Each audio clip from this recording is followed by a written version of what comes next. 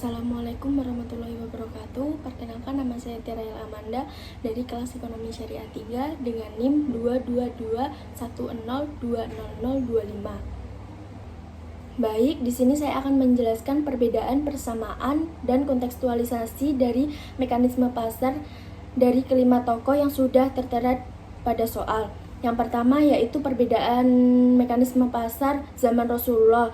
Di zaman Rasulullah, mekanisme pasar itu harus menganut prinsip keadilan. Di zaman Abu Yusuf, harga itu tidak ditentukan oleh pasar tersebut. Harga itu ditentukan oleh Allah. Pada zaman Ibnu Taimiyah, permintaan dan penawaran itu mempengaruhi harga.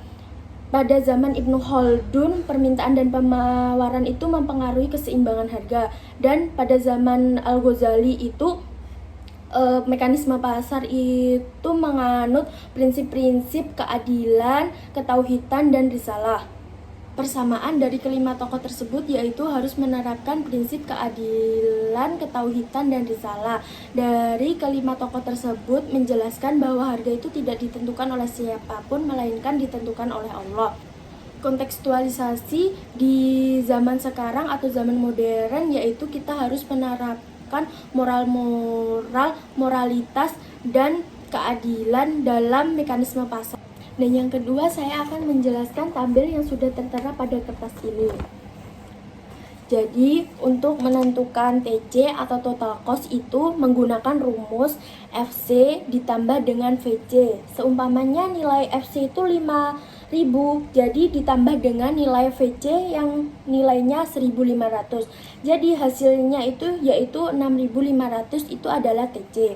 Dan yang kedua, itu cara menentukan AC atau average cost, yaitu dengan cara TC dibagi dengan Q. TC itu seumpamanya senilai dengan 6.500 ya. Itu 6.500 itu dibagi Q-nya kan di sini 0, jadi hasilnya di sini 0. Dengan contoh yang kedua yaitu seumpamanya TC itu 6.650, jadi itu dibagi dengan 10. Jadi hasilnya itu 665. Ya, itu adalah hasil dari AC. Dan untuk menentukan AFC atau average fixed cost yaitu dengan cara FC dibagi dengan Q. Nilai FC di sini sudah tertera 5.000. Sedangkan Q ini yang pertama adalah 0 kan. Kalau dibagi 5.000 dibagi 0 kan jadinya 0. Itu kalau itu contoh pertama. Kalau contoh kedua itu 5.000 dibagi dengan 10, jadi hasilnya adalah 500. Dan yang keempat yaitu cara menentukan AFC atau average variable cost dengan cara FC dibagi dengan Q. Nilai FC di sini sudah ada tertera 1.650 seumpamanya dibagi dengan Q 10. Jadi hasilnya kan 1.605.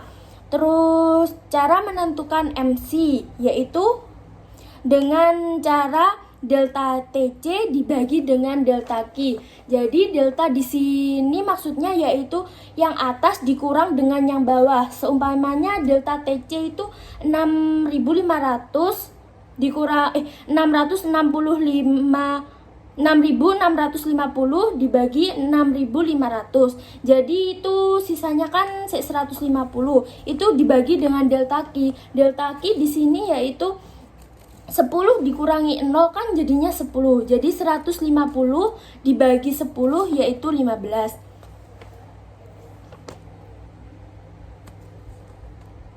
Dan yang ketiga, di sini saya akan menjelaskan faktor yang mempengaruhi permintaan dan penawaran.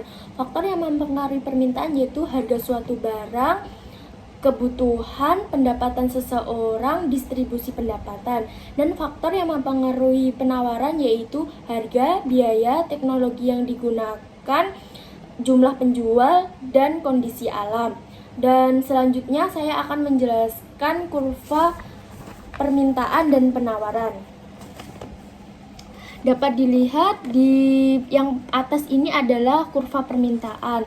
Kurva permintaan ini dapat dilihat dari kiri ke kanan bawah.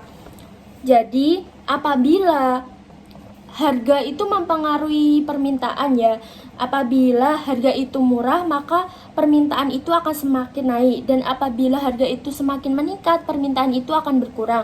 Dapat dilihat di sini harganya 100 dan permintaannya itu 2000. Apabila harganya naik menjadi 200, permintaan itu akan berkurang menjadi 1500. Dan yang kedua, di sini saya akan menjelaskan kurva penawaran.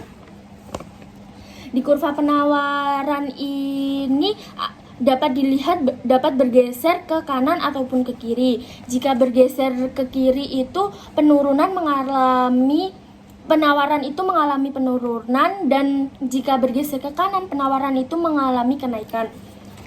Harga itu juga mempengaruhi penawaran. Apabila harga itu naik, maka penawaran akan meningkat, dan apabila harga itu turun, penawaran akan menurun. Dan yang keempat, saya akan menjelaskan tentang distribusi produk dan jasa. Distribusi produk dan jasa ini memiliki prinsip-prinsip keadilan dan keberkahan. Distribusi produk dan jasa ini melibatkan kegiatan seperti zakat, wakaf, sodako, dan infak. Distribusi produk dan jasa ini sangat penting di dalam Islam karena untuk mensejahterakan umat. Kelima, saya akan menjelaskan tentang distorsi pasar. Distorsi pasar yaitu situasi atau keadaan di mana mekanisme pasar itu tidak berjalan dengan baik atau tidak seimbang. Gangguan ini biasanya muncul dari unsur permintaan ataupun penawaran. Jenis-jenis distorsi pasar itu ada 4, yaitu yang pertama distorsi permintaan atau ba'i najasi. Ba'i najasi sendiri itu contohnya seperti apabila kita ingin membeli HP dan di sana ada orang yang menawar dengan harga tinggi dan kita tertarik dengan harga tinggi tersebut, maka itu dapat disebut dengan distorsi permintaan atau ba'i najasi. Dan yang kedua yaitu ihtikar atau distorsi penawaran. Distorsi penawaran sendiri contohnya seperti penimbunan. Dan yang ketiga yaitu tadlis, yaitu tadlis itu penipuan atau biasanya kita membeli online tidak sesuai dengan deskripsinya barangnya, itu termasuk tadlis. Dan yang keempat yaitu tagrir. Tagrir itu ketidakpastian. Ketidakpastian itu biasanya contohnya seperti kita ingin membeli mangga yang belum matang tapi sudah kita beli, itu termasuk tagrir. Kan belum ada buahnya belum matang tapi sudah dibeli.